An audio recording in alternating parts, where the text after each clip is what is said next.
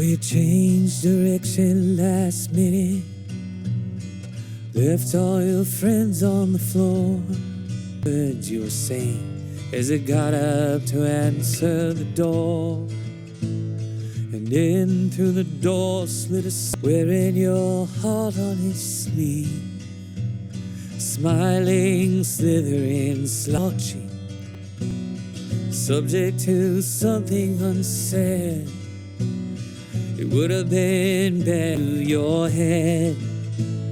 Your eyes were on fire with winning, possessed by the prize you pursued.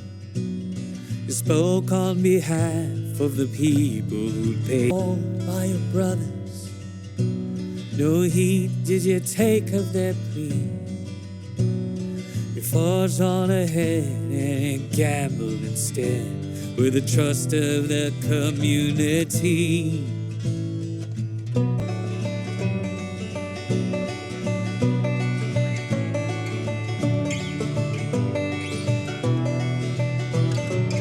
Yes, word